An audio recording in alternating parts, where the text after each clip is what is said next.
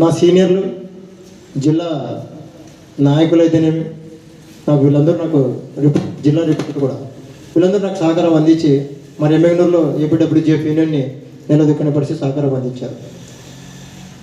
గడిచిన 3 సంవత్సరాల తర్వాత మరి ఇప్పుడు జిల్లా మహాసభలకు మరి రాష్ట్ర మహాసభలు త్వరలో నిర్వహించబోతున్నారు కాబట్టి పెద్దలు. సో అందుకను సభ్యత్వ నమోదు కార్యక్రమాలు ప్రతిదీ నాకు తెలిసిన కాడికి గడిచిన 3 సంవత్సరాల నుంచి నేను ఈ యూనియన్లో కొనసాగినప్పటి నుంచి ఏ సమస్య వచ్చినా రాష్ట్రంలో ఏపీడబ్ల్యూజీఎఫ్ యూనియన్ జర్నలిస్టుల సమస్యలపై ప్రతి దాంట్లో పోరాడింది. ఎందుకంటే ప్రతి ఇన్ఫర్మేషన్ నేను గ్రూప్లో చూసేవాడిని. ఎక్కడ పోయినా కూడా ఏపీడబ్ల్యూజీఎఫ్ అట్టని చెప్పిన వేరే వారం మనం కించపరిచేయడం కాదు, కానీ ముందుగా ఉంటుందనే ఒక భావన నాలో బాగా బలంగా బాకిపోయింది. సో నేను దాన్ని నమ్ముకునే నేను ముందుకెళ్ళిపోతున్నాను. సో మీరు కూడా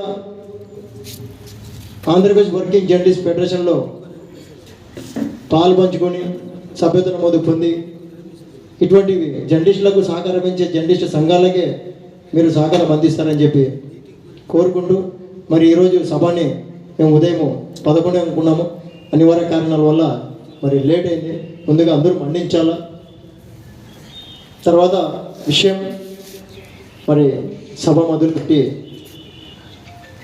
మనం ఈరోజు నూతన కార్యవర్గాన్ని క్రియేట్ చేసుకుంటున్నాం. ఆయన మంచి జర్నలిస్ట్, రకరకాల పేపర్లో చేసినాడు. ఆయనకి నెహ్రూ ఏమి ఇచ్చినా తీసుకునేటోడు కాదు. రాజ్యసభ ఇస్తే నాకెందుకు రాజ్యసభ, నాకు అవసరం లేదన్నాడు. తర్వాత మన ఈ పద్మ విభూషణ్ అవార్డు ఇచ్చినారు. నాకు అవసరం లేదని మొత్తం ప్యాక్ చేసి పోస్టల్ వెనక్కి పంపించినాడు. అట్లాంటి నిస్వార్థ సేవకుడు అనమాట. ఆయనకు ఇందిరాగాంధీ లాస్ట్ డేస్లో మా నాన్నకు మీరు చాలా బెస్ట్ ఫ్రెండ్, మీకు ఏదైనా కావాలంటే తీసుకోండి అంటే, మాకు ఏది వద్దమ్మా, మా జర్నలిస్టుల కోసం మా కమ్యూనిటీ కోసం కార్మిక చట్టాలు చేయండి అని మన రక్షణకు సంబంధించి 2 చట్టాలు చేయించినాడు అతను 1971లో మానకొండ సంతోష్. అయితే ఆ చట్టాల వల్ల మనకి వేజ్ బోర్డులు వచ్చినాయి.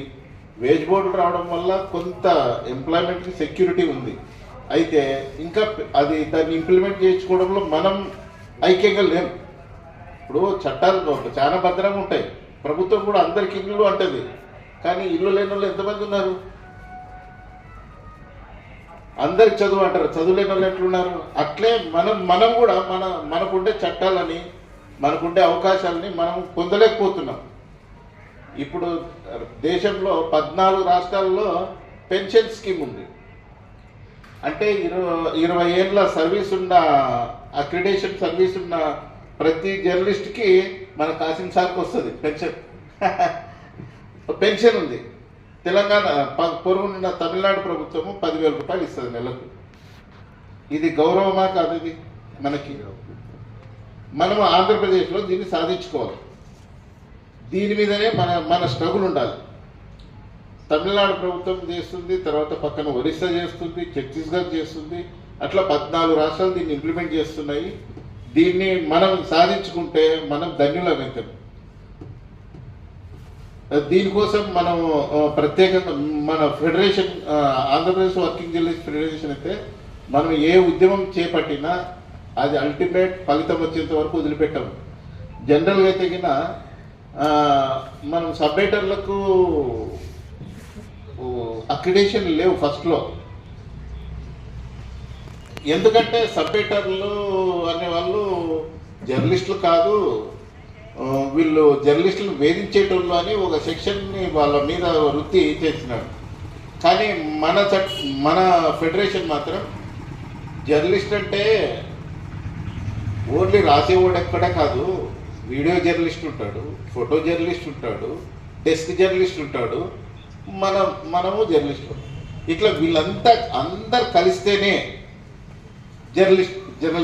జర్నలిస్టు. తర్వాత మనతో పాటు అంటే ఇక్కడ ఈ అవసరాలు ఉండవని సిటీస్లో ఉంటారు. ఈ ఎడిషన్ ఆఫీసులు ఉంటాయి కదా, ఎడిషన్ ఆఫీసులో ప్రింటింగ్ వాళ్ళు ఉంటారు. వాళ్ళు కూడా క్రియాశీలకమే. ఒక 20 ఏళ్ల క్రితము మన జర్నలిస్ట్ సంఘాలన్నీ కూడా అన్ని కలిపి ఐక్యంగా పోరాటాలు చేసేటివి. అందుకనే మనకి ఈ జీవోలన్నీ వచ్చినాయి, అవుట్ సైడ్ జీవోలు. కాసింగ్ గంటల 5.5 సెంటు మనకి స్థలం ఇవ్వాలి, అది GO. Accreditation, bus pass, health కార్డులు, ఇవన్నీ ఎట్లా అంటే మనం ఐక్యంగా ఉన్నప్పుడు సాధించుకునేది. ఇప్పుడు మనం ఆ మిషన్లో ఉండేటోని యోగక్షేమాల గురించి పట్టించుకోవడం లేదు, వాటిని అసలు మనంలో కలుపుకోవటం లేదు. ఇప్పుడు ఒక్క మాట చూడండి, మనం రాయకుండా ఇప్పుడుండే పరిస్థితుల్లో సోషల్ మీడియాలోనూ వాడు ఈడో వస్తే వాడు పేజ్ చేసుకొని నల్ల చేసుకొని ప్రింట్ వేసుకుంటాడు. కానీ అదే ప్రింటర్ వాడు బటన్ నొక్కపోతే పేపర్ బయటికి రాదు, సో వాడు కూడా క్రియాశీలకమే. కాబట్టి మనము అందరం